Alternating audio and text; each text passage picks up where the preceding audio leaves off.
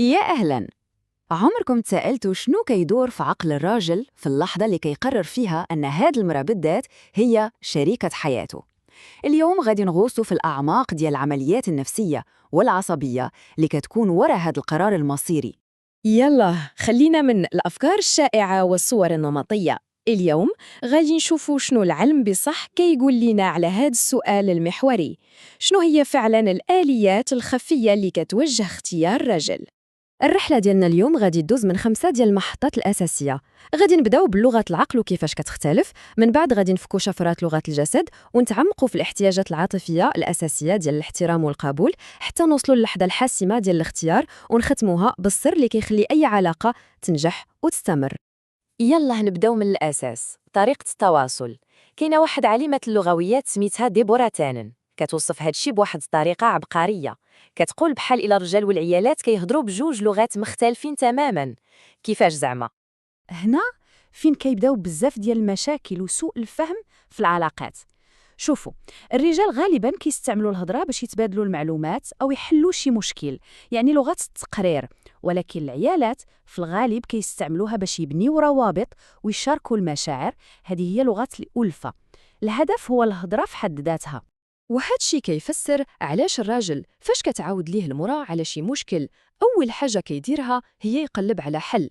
راه ماشي حيت ما كيحسش بيك، لا، ولكن عقله مبرمج يشوف أي مشكلة كحاجة خاصة تصلح فوراً، ماشي بالضرورة كفرصة للمواساة والمشاركة وصافي. أوكي، دابا فهمنا لغة الكلام، ولكن كاين ما أعمق من الكلام، لغة الجسد.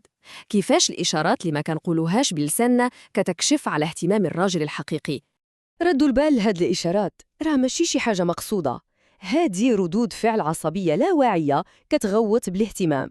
مثلا فاش كتشوفوا الراجل دائما رجليه متجهين جهتك، هادشي ماشي صدفة، العقل اللاواعي ديالو كيوجه الجسم ديالو للحاجة اللي باغيها. وفكرة المحاكاة أو التقليد اللاواعي راها عميقة بزاف. يعني فاش كيبدا شي حد يقلد الحركات ديالك بلا ما يحس، هادشي ماشي مجرد إعجاب سطحي، لا، هذه علامة قوية على أن واحد الاتصال حقيقي وعميق بدا كيتشكل بيناتكم على المستوى العصبي. ولكن واش غير الانجذاب الأولي كافي باش يبني علاقة طويلة؟ طبعاً لا. فاش كيتعلق الأمر بالالتزام الحقيقي، كاينين جوج ديال المحركات العاطفية الأساسية اللي خاصها تتلبى. هادو هما حجر الأساس اللي كيبني عليه الراجل قراره. تخيلوا معايا هاد الصورة. الاحترام بالنسبة للراجل في علاقة طويلة الأمد داير بحال الأكسجين اللي كيتنفسو، ماشي غير شي حاجة زوينة وصافي، لا، راه ضرورة حيوية باش يبقى عايش عاطفياً في هذيك العلاقة. بلا بيه كيحس بالخنقة. إذن المحرك الأول هو الاحترام، ولكن ماشي بالمعنى السطحي ديال الكلمة. بالنسبة لي الاحترام هو الثقة التامة في القدرات ديالو، في القرارات ديالو، وفي الكفاءة ديالو. وهنا فين كاينة المعادلة السحرية. فاش كيحس الراجل باللي شريكته كتحترمه بصح، هادشي كيطلق العنان لأحسن نسخة منه، كيولي قادر وراغب أكتر باش يكون هو داك الشريك الداعم والمحب. والمحرك الثاني هو القبول، داك الشعور العميق باللي هو مرغوب فيه كيف ما هو دابا بهذه اللحظة، ماشي كمشروع مستقبلي خاصو يتصلح أو يتعدل. وهنا فين كاينة واحد المفارقة عجيبة اللي كيأكدها علم الأعصاب. الراجل اللي كيحس براسو مقبول تماما وبدون شروط هو في الواقع أكثر واحد مستعد يتغير ويطور من أجل العلاقة. القبول كيعطيه الأمان باش يولي أحسن. حسناً، دابا عندنا التواصل، الإشارات، وتلبية الاحتياجات الأساسية.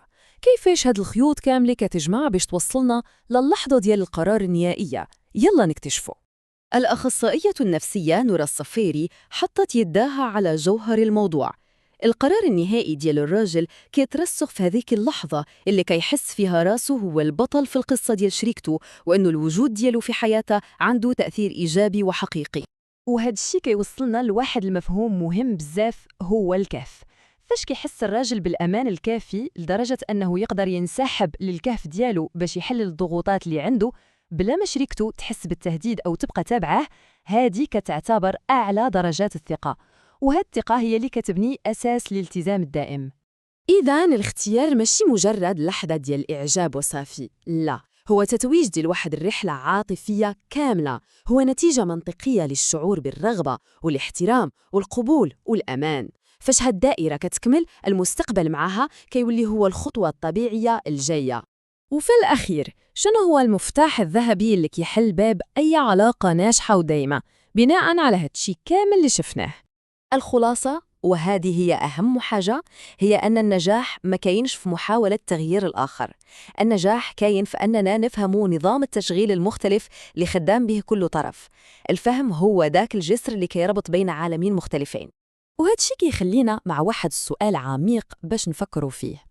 واش يمكن أقوى شكل من أشكال الحب ماشي هو الكلمات الرومانسية والهدايا، ولكن ببساطة هو ذاك المجهود الصادق والمستمر باش نفهموا العالم ديال الشريك ديالنا من المنظور دياله هو؟